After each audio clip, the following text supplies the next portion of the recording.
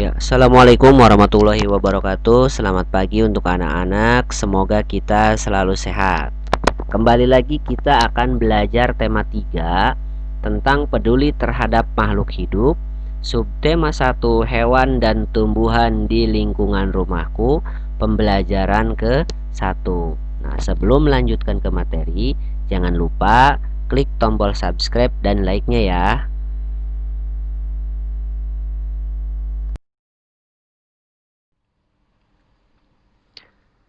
Sebagian besar masyarakat Indonesia mengonsumsi nasi sebagai makanan pokok. Apakah kamu tahu bahwa nasi berasal dari beras dan beras berasal dari padi? Nah, mari kita mengenal padi.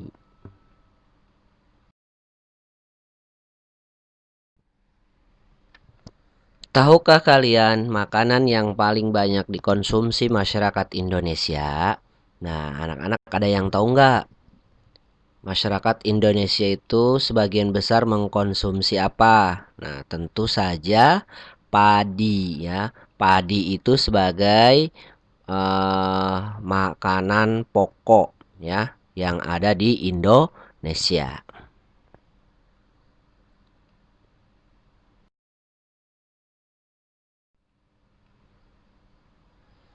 Padi adalah tanaman yang sangat penting di Indonesia. Padi menghasilkan beras. Banyak penduduk Indonesia yang mengonsumsinya. Padi dapat tumbuh di daerah panas dengan curah hujan tinggi. Nah, daerah utama penghasil padi adalah Jawa Barat, Jawa Timur, Jawa Tengah, Sulawesi Selatan, dan Sumatera Utara.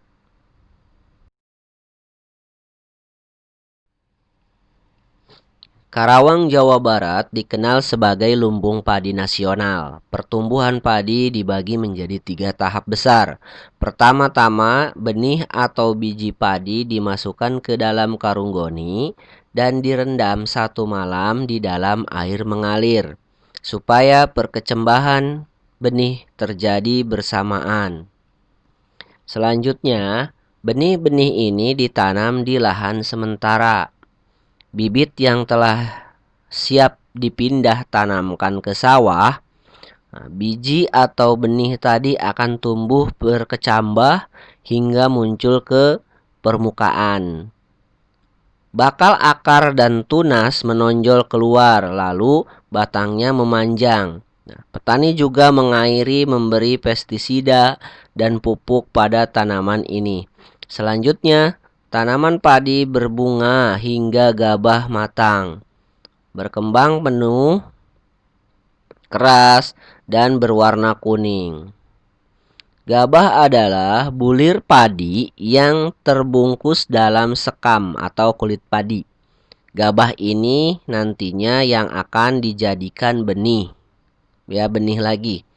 Tahap pertumbuhan padi berlangsung antara 110 hari hingga 30 hari.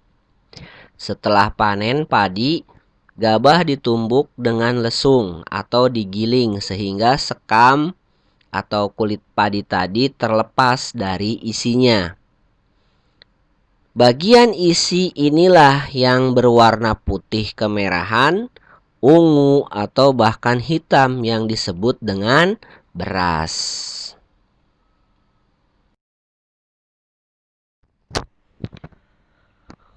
Apa isi bacaan di atas? Ayo, apa isi bacaan di atas, anak-anak? Nah, isi bacaan di atas yaitu tahapan pertumbuhan padi.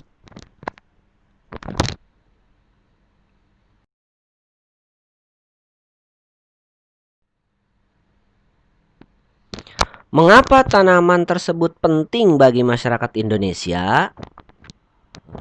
Karena seluruh masyarakat Indonesia sebagian besar mengonsumsi nasi sebagai makanan pokok. Nah, nasi itu berasal dari beras dan beras berasal dari padi, ya.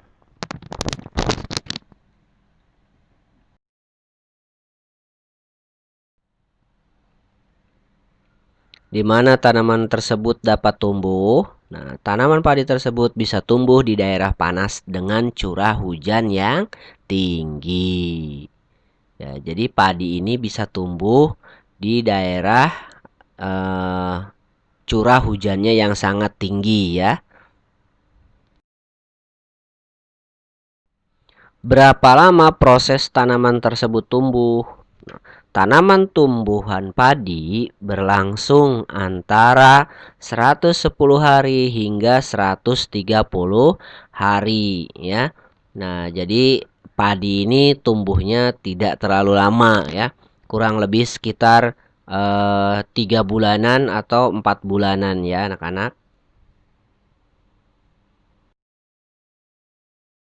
Apa yang dimaksud dengan gabah? Nah, gabah adalah bulir padi yang berbungkus dalam sekam atau kulit padi. Nah, gabah juga bisa disebut sebagai buah padi ya, buah padi yang sudah dipisahkan dari rantingnya. Nah, ini kan nih seperti di gambar ini adalah buah padi. Nah, ketika sudah diambil buahnya, nah akan terpisah. Nah, itulah yang disebut dengan gabah. Indonesia memiliki beragam tumbuhan yang dapat dimanfaatkan sebagai makanan pokok. Nah, beras atau padi, sagu, dan singkong adalah beberapa di antaranya. Nah, ini merupakan contoh makanan ya, contoh makanan pokok yang selalu dikonsumsi oleh orang Indonesia. Nah, ada padi, ada sagu dan ada singkong. Ya, sebagian besar masyarakat Indonesia mengkonsumsi beras. Nah, beras ini yang berasal dari padi.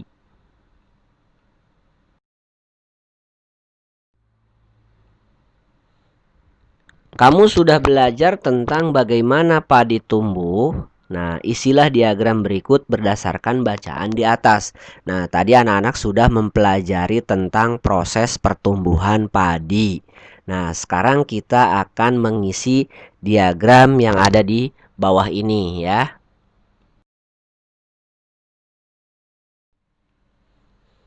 Ya, baik anak-anak, tadi sudah menjelaskan tentang proses pertumbuhan padi. Nah, sekarang kita harus mengisi diagram.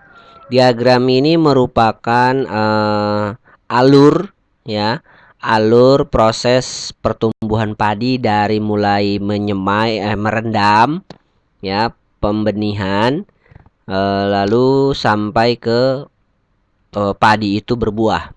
Nah, pertama-tama rendam 1 malam di dalam air, kemudian ditanam di lahan sementara.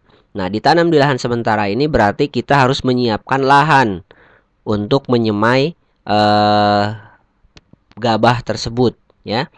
Nah, setelah di lahan sementara, nah biji padi tadi akan tumbuh. Nah, bakal akar dan tunas menonjol keluar. Nah, lalu batangnya memanjang. Nah, dia akan berbentuk kecambah ya. Nah, akan mulai tunas. Nah, umur padi di lahan sementara ini sekitar kurang lebih 15 hari ya. Nah, lalu padi itu bisa dipindahkan ke sawah. Nah, tanaman padi berbunga hingga gabah matang, berkembang penuh, keras, dan berwarna kuning. Nah, setelah itu ditanam, dipindahkan ke sawah, padi akan menumbuh sampai dia berbuah dan bisa dipanen. Begitu ya anak-anak.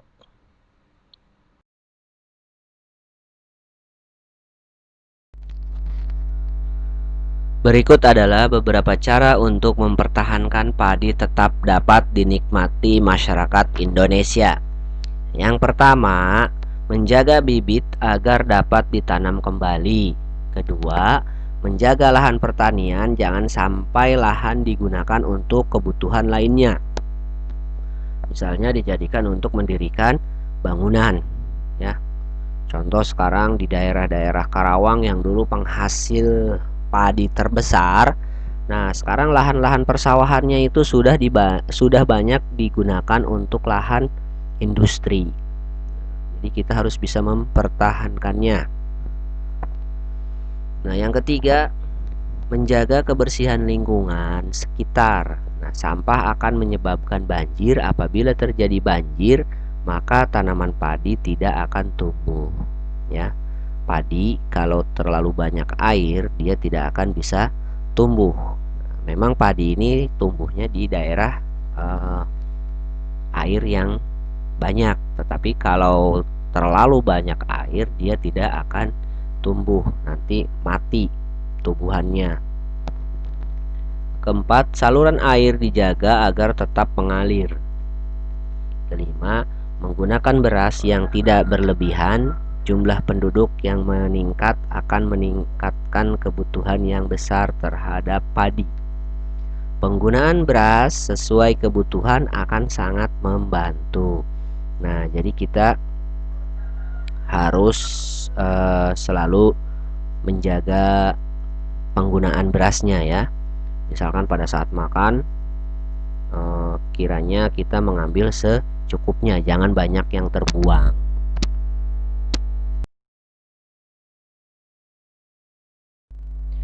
Amati gambar berikut, tulis sedikitnya 5 pertanyaan tentang gambar di bawah ini. Nah, di sini ada gambar pantai, ada gambar pegunungan, ada gambar sawah, ya. Ya, di sini Bapak akan mencontohkan 5 pertanyaan, ya. Nanti anak-anak bisa membuatnya seperti contoh ini pertanyaannya, ya. Nah, yang pertama, apa saja jenis pekerjaan yang ada di daerah pantai? Kedua, mengapa penduduk daerah pantai banyak menjadi nelayan? Ketiga, mengapa di daerah pegunungan banyak penduduk bekerja pada perkebunan? Keempat, apa saja pekerjaan yang banyak dilakukan penduduk di daerah pegunungan? Nah, yang kelima, mengapa di dataran rendah banyak terdapat lahan persawahan?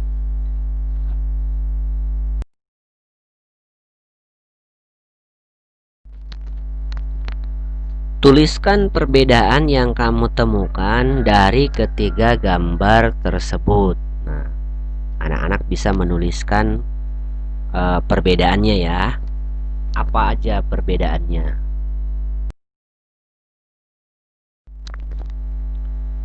Ya, baik. Perbedaan yang pertama dari lokasi ketinggian. Perbedaan pertama dari dataran tinggi dan juga dataran rendah bisa kita lihat dari lokasi dan juga ketinggian dari kedua dataran tersebut. Dataran rendah secara teoritis merupakan suatu dataran yang berlokasi dengan ketinggian di bawah 200 mdpl atau di atas permukaan laut. Sedangkan dataran tinggi merupakan daerah dataran yang memiliki ketinggian di atas 200 mdpl, ya, di atas permukaan laut. Perbedaan yang kedua dari lokasi dan lingkungan sekitar. Nah, dataran rendah kebanyakan merupakan daerah yang berdekatan lokasinya dengan pantai serta hilir sungai sehingga akan mudah menjadi penyebab banjir. Sedangkan dataran tinggi merupakan dataran yang lokasi sekitarnya mirip seperti pegunungan dan juga perbukitan.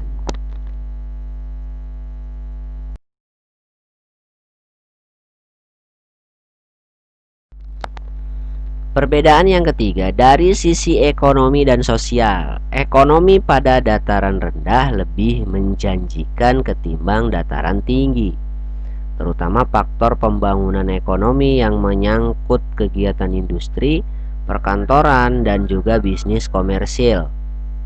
Lokasi dataran rendah yang kostur tanahnya datar dan rata, membuat pembangunan gedung dan juga industri menjadi mudah untuk dilakukan pada dataran rendah yang akan memberikan ruang publik untuk kehidupan masyarakat sekitar.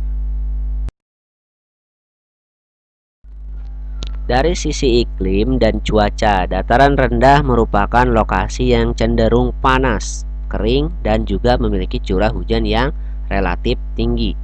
Dataran tinggi merupakan lokasi yang memiliki kelembaban udara dan juga kelembaban tanah yang tinggi. Suhu udara yang cenderung sejuk namun memiliki curah hujan yang relatif rendah. Meski demikian, lokasi dataran tinggi merupakan lokasi yang pas untuk lahan pertanian dan juga perkebunan karena memiliki kualitas unsur hara di dalam tanah yang baik.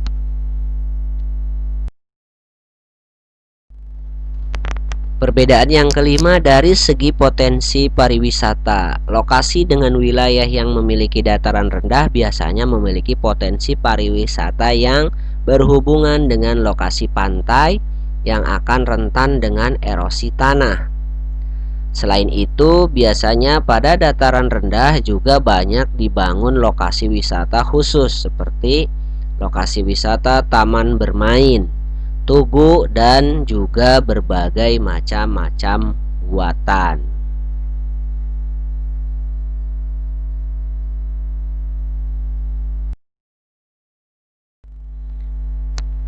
Bacalah teks berikut dan isilah tabelnya. Nah, di sini ada 3 gambar, yaitu gambar pantai, dataran tinggi, dan dataran rendah.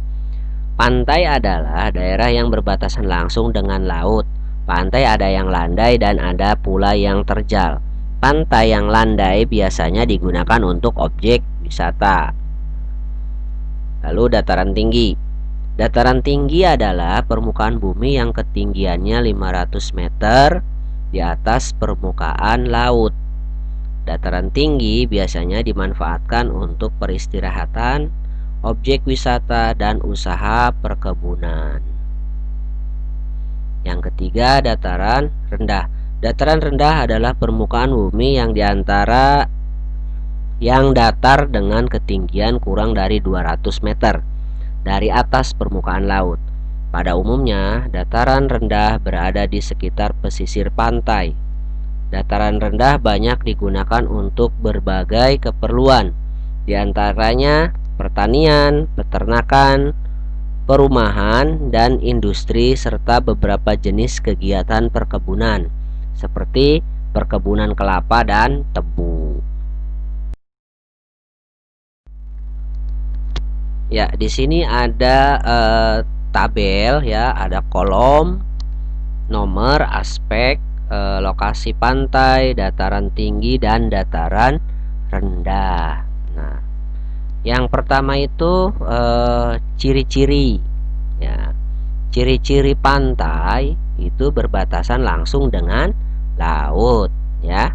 Nah, dataran tinggi itu ciri-cirinya ketinggiannya 500 meter di atas permukaan laut. Nah, dataran rendah ketinggiannya kurang dari 200 meter di atas permukaan laut.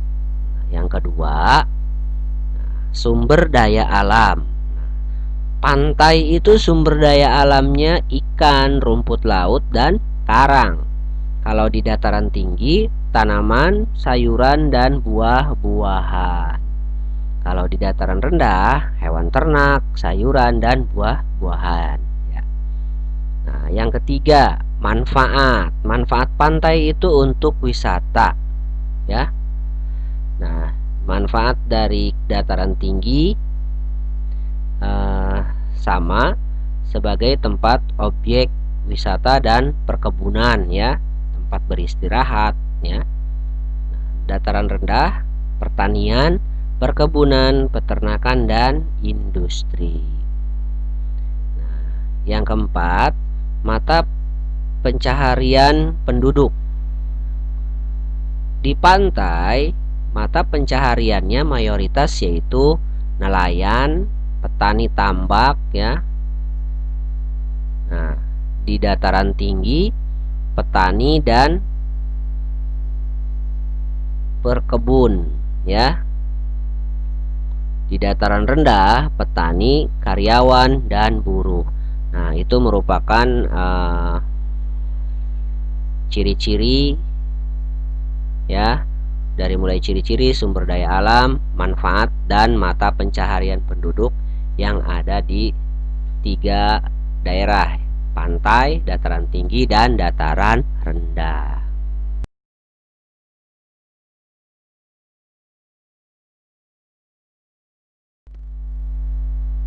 Oke, baik, itu saja penjelasan materi kita kali ini. Kurang lebihnya mohon maaf. Billahi taufik wal hidayah. Wassalamualaikum warahmatullahi wabarakatuh.